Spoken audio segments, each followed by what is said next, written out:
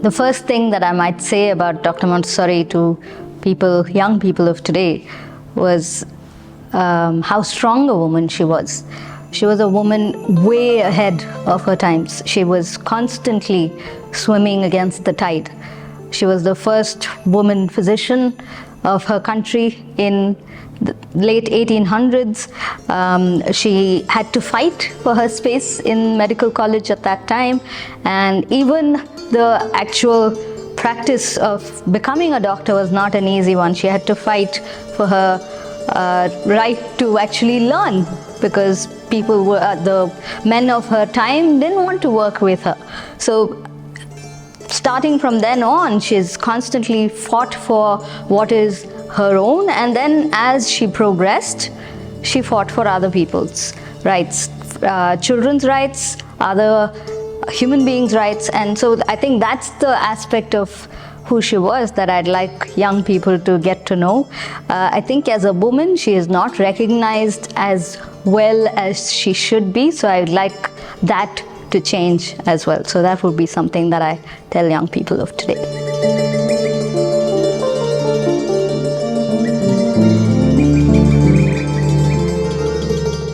The Absorbent Mind, she talks about this aspect of love in a chapter called Love and Its Source, the Child.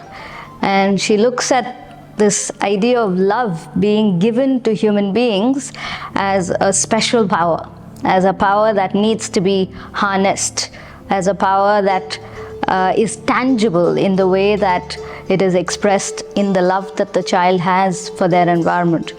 So even though it's not an exact quote, but that idea I enjoy, and I think I'd like to understand better.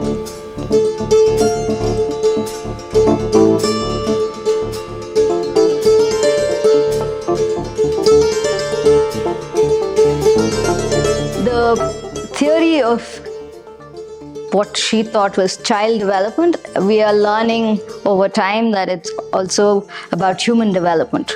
So Montessori theory is about how human beings live, how we connect to the world around us, and how we change and adapt over time.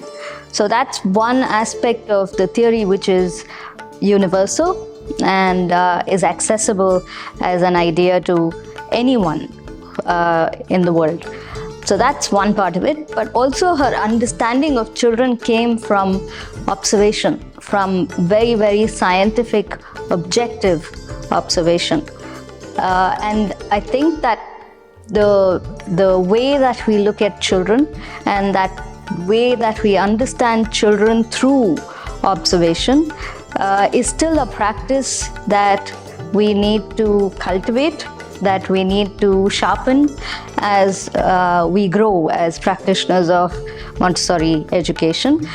But even outside of the Montessori education circle, I think this idea of observation is relevant, whether it is for parents or philosophers or just anybody interested in human development and human characteristics. It is through observation that we learn. Even medical practitioners need observation as a guideline, right? So I think that is another aspect of her theory and praxis that is relevant for many different people today.